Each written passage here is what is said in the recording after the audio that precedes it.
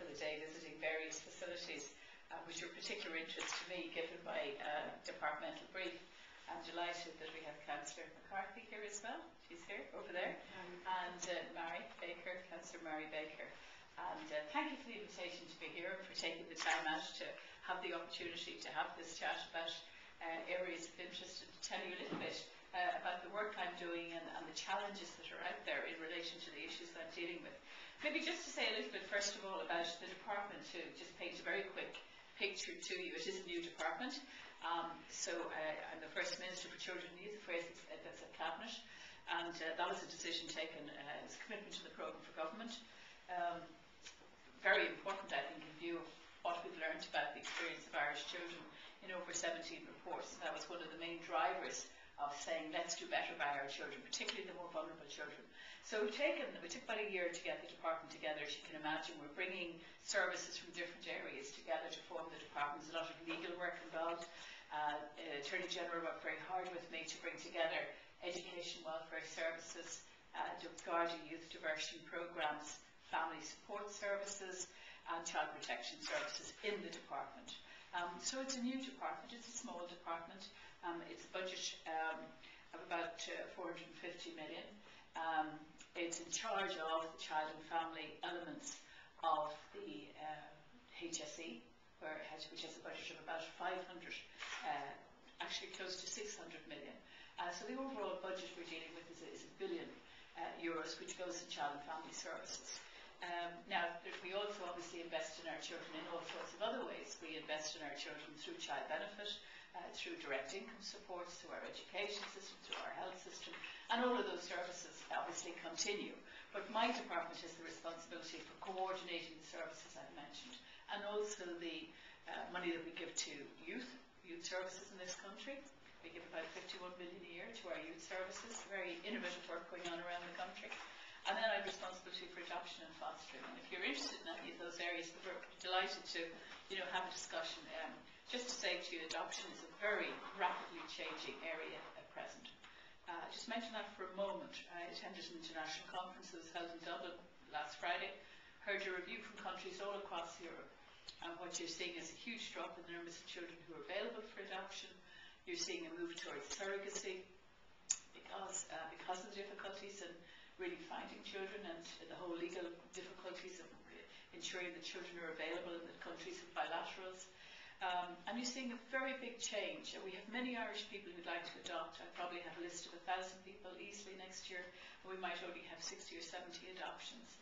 So you can see the kind of issues that would arise around that in terms of expectations and the actual situation on the ground. Many of the children that are now available for adoption internationally from the traditional partners we had in relation to adoption would be children with special needs. So I just mention that because it's an extremely challenging area and full of change at the moment, and a real challenge for us to see at a world level, at a global level, how we work to help children who are in institutions and who need families, but how do you set in place the sort of legal structures that you need to have the exchanges and the adoptions with the countries where those children are. Going back to the other issues, and Mary has mentioned childcare. Childcare history in Ireland is quite fascinating. I'm sure many of you, like me, remember how many of our childcare services started out. They were very informal, local facilities, really, run by volunteers. That's what the situation was originally. We had Freble, we had Montessori, and over the last 10 years, what you've seen is increasing investment in childcare. We've had several hundred million put into childcare around the country. As I go around the country, I see very high quality childcare facilities, a lot of buildings. 60% of our money went into buildings, 40% went in direct payment to parents. You may remember we had a childcare supplement where we gave every family €1,000, quite apart from child benefit. And that was taken back, and we started a move towards universal childcare. So what we have at present is we have 1 year free preschool in Ireland, 3.5 hours a day. It's called the ECCE scheme, Early Childhood Care and Education. And that's available to all 3 to 4 year olds in the country. 95% of them take it up. So it's brilliant. It's universal. You get a huge social mix. and it obviously provides a very steady income to the providers. And maybe some providers here will talk to me about the cutting edge of providing childcare. I think it's tough for the providers because it's not a highly paid area. You can't say the subsidies are very high. You can't say the childcare workers are paid a lot. But Irish parents end up paying probably more than many, many European countries, because what we don't have is we don't have the Scandinavian model. We don't have an Irish developed model. We have 1 year free preschool, and then we have in more disadvantaged communities, we do have childcare services that are completely subsidised, and we do have some childcare places for those who are involved in education, training, back to work, low-income families who get subsidised. So we spend about 250 million a year on those 3 schemes that I've mentioned, which is the free 1 year, which is the only universal provision we have, and then we spend money in disadvantaged areas, and we spend money on those who are involved in education and training. That comes to about 250 million. And as business women, I'd ask you to contrast that per year with what we put into direct payment to parents. We put in about 3 billion a year in direct payments. That's child benefit, it's cash payment obviously, and there's huge concern whenever it's reduced. It was reduced by €10 in the last budget. So we put about 3 billion into that, into direct income supports for families, cash supports, and some of the other payments that we give, family income supplement, and some of the children's credits that we give. So we are far from having a universal free childcare service. Hence the big debate at the moment amongst parents about how do I combine work and family life? Is the state going to help me? How come it's so expensive in Ireland? It's expensive in Ireland because we haven't put our money, we don't put our money into subsidising free childcare. We put it into direct cash payments to parents. That's what we've done traditionally, and we just have the 1 year free school. So where does that leave us is the question, and how do we move forward? And how am I thinking about that, and what am I trying to achieve in terms of childcare? But I think we need to develop an Irish model of childcare, not necessarily a Scandinavian model. I think we need an Irish model that suits Irish conditions. In Ireland, what you find is many parents use childminders. They don't have to register in Ireland, childminders, so that's an interesting debate. I won't go into it now, but we can discuss it. Some countries do ask childminders to register, we don't. We say if parents are making a choice about using a childminder, it's their autonomous decision, and we do encourage childminders to register with local county childcare committees, where they could get support and do some training, feel that there's expertise available to them if they wish to take it up. Not very many do, about 1,200 do, but we have many, many thousands of childminders. What should we do in this Irish model? I think one of the things we should do is try and have a second free universal year, which I think would be a great help to parents. The evidence is that parents really like this one free preschool year we have. I think we should work towards a second year, and I'm looking at the budgetary implications of that. I'd certainly like, if the finances allowed it, to move towards that. It's about 170 million a year. I mean, it's good value, I think, for what you end up getting out of it, because what's very clear, and really interesting evidence which I can share with you, a lot of Irish research, which now tells us unequivocally that early intervention works, that it's really good for children. The early childhood care and education has long-term benefits. Research is absolutely clear. You get children staying on in school longer, you get young people staying in employment longer, you get less addictions if you give young people quality experiences between that 3 and 5 preschool year, just 3.5 hours a day. Very, very good research in Ireland, the States. The more supports we put into children, particularly vulnerable children in those early years, the better the returns. So I'd like to see that developing. If we wanted to have the Scandinavian model, we'd have to find about 2 billion a year. That's the general belief. If we decided that's where we're going. So that's a lot of money in the current climate. Nobody's going to hand over 2 billion. We're trying to save billions every year. So I think the way we have to think about it is in terms of building blocks. So that second year would be a very good building block. The other thing we're doing, we agreed in this year's budget, is we're providing after school we're beginning to provide more after-school, subsidised after-school care. And I've just come from the school where Mary, she'll probably mention it, where she was principal. And it's fantastic to see it in the local school here. An after-school programme available in the same school that the children are going to primary school in.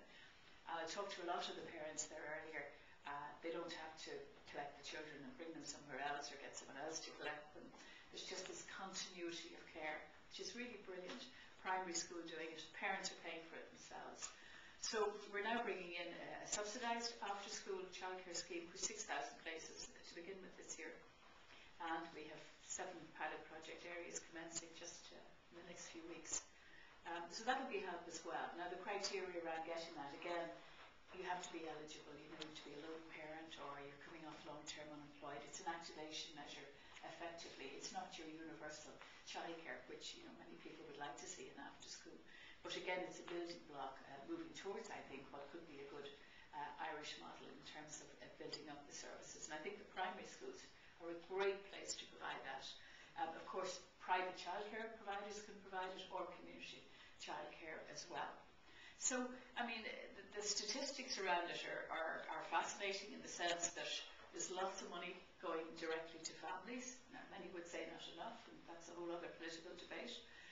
But in terms of building up, what there's a big demand for out there now in terms of helping, I suppose, women particularly combine work and family life is sort of a more subsidised, accessible childcare system. We just haven't done that during the period of the Celtic Tiger. We've done other things. We've given the money directly, but we don't have this subsidised type of childcare. And I'd be interested in your views on that. How much of our national resources should go towards that kind of a service? Who should be eligible? What should the rates be? I mean, they're all big decisions. But what's absolutely clear from the research is that the quality of preschool matters. So we really have to make sure the quality is good. We have to make sure that those who are working in it get supported and get trained to a high level. And we have various standards in relation to that. We have a curriculum development work going on to ensure the standards are good enough. And we've learned a lot from the research I mentioned earlier about, particularly with vulnerable families, the kind of work that needs to be done with them if you want to get good outcomes. Public health nurses going in early, doing detailed work, the community being involved. You get better literacy levels. We've seen that in Tala and Darndale, Ballymun. When we do very particular kinds of work with the families there, we begin to see really good outcomes in terms of literacy, numeracy, and involvement in school. So that's just to give you a kind of, quick bird's eye view, really, of childcare in Ireland as it is at the moment, and some of the challenges that are there. What I've been trying to do in recent months is really have a more honest campaign discussion about it. Because nobody wants the money being cut from direct cash payments, but how do you provide the kind of universal childcare that people would like, and how do we build towards it? And that was what we were discussing on Prime Time. Prime Time, yes, Reason Age, if any of you saw that program. We didn't get much of an opportunity to say a lot. The time goes by very quickly when you're doing a Prime Time program. You're trying to get a few ideas across. But the theme of the program was, why haven't we done more for childcare in Ireland? And I think I've pointed out some of the if you like, the challenges that I'm facing and the government is facing in terms of answering the question that many women in business and women who are working outside the home say, why is childcare so expensive in Ireland, and why do we have to, why is there so little subsidy on it in the country? So look, I might just leave it at that. One of the other things we're doing, just to mention, we're doing some work in poorer areas and disadvantaged areas. Again, in the budget this year, we agreed a 14 million fund over the next 3 years to do work in particularly geographically disadvantaged areas. And the Atlantic Philanthropy are going to work with us to continue developing schemes in disadvantaged areas to do the kind of work I just touched on there. Public health nurses working with families, giving childcare to younger children, much younger than 3 in those areas. Make sure that there are services available to deal with those literacy, numeracy, even with very young children, begin to get them into play, get them involved in local projects. So That's going to probably be about a 30 billion project in a number of areas again. We're putting 14 million in as a government, and that's going to be matched by Atlantic Philanthropy, we hope. It's not agreed yet, but they seem very interested in doing that. So, there are interesting developments in this area, but very big challenges, particularly from an economic point of view. I'll just conclude by saying that it's great to be here with a network of women. I have a long interest, like I'm sure everyone in this room, in the equality issues which we've had to deal with in this country over the years. My own profession of politics and Mary's, we're behind the curve, as everybody will tell you, in terms of numbers in Ireland. I think it really makes a difference that we don't have a critical mass of women in the Dáil. I think it's really bad for the country. I think we need a critical mass, in all the decision making for it, whether it's on the boards of companies or whether it's in the workplace. I think it really does influence the quality of the decisions and the discussions, whether you have a room full of women or full of men, or 50-50 in decision making, or certainly the critical mass, I think, of 30% really changes the conversation from my own experience, whether it's in a Dáil committee, whether it's in cabinet, whether it's wherever it is. I think the goal has to be to have that critical mass of 30% at least, if not more. And we failed spectacularly in politics and in the church. Higher echelons of the church, that's not for changing either. I hope we change quicker in politics. We have the 30% quota now for selection conventions traditionally, and I know from hard experience selection conventions in politics can be very tough places to be, and that's one of the obstacles that women face. So we've now brought in this quota, which I'm completely in favour of. I make absolutely no apologies for it. I think it's as the United Nations says, it's a temporary, necessary measure. And I think just to try and get a bit of a move on, it'll help. I don't know how much it's going to help. I don't know what the results will be when the quota system is in place. All it means is that 30% have to be selected. It doesn't mean you're going to win a seat. It doesn't mean you'll actually get into the Dáil. It should give women across the country greater opportunity. And it's a 30% quota across the country that has to be implemented. So it should make a difference, but I think we're only at, is it 15% now? 15, yeah. 15. Probably 17 with Helen. Oh yes, okay, but it's very, very slow, and I think it is a shame. I think it is an unfinished democracy when you have such low numbers of women. It's not a full democracy, it really isn't. And, but democracy is still the best we have, so we have to work to try and support women. I did a conference recently with the group of women who are trying to encourage women to get into politics. And I asked a question at the beginning, after some discussions, I said, how many people here would like to run in the local elections? And there was a big room of women who were interested in politics. So only 3 or 4 put up their hands. And I said, how many would like to run in the next general election? And more women put up their hands. It might have been maybe 8 or so out of a group of 50 or 60. And then I said, if you knew that you were going to get the nomination, how many of you would run in the local elections?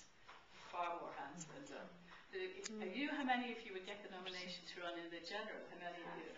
More hands. And that tells you something about how women feel about the process of politics and the way we do our business and the kind of, if you like, the barriers that they think are there. That's the other C.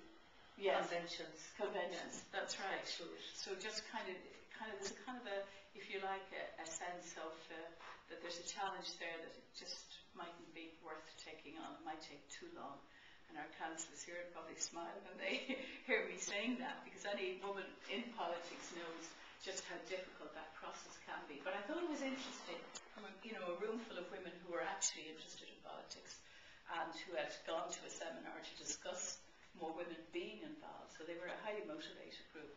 I was still surprised at what came across from just those simple questions. But there is more and more work to be done to encourage more women. And sometimes I think women don't like the adversarial nature of politics, and they're more interested in being involved in other networks or community groups.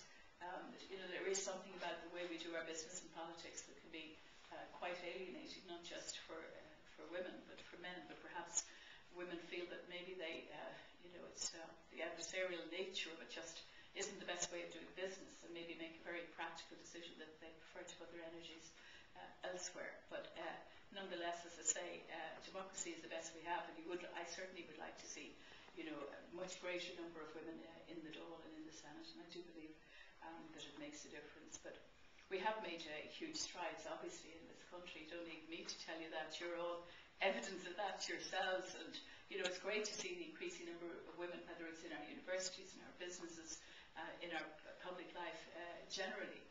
But I'd be very interested to hear from you any comments you have on the points I've been making in relation to childcare, or just your own experiences as women in business.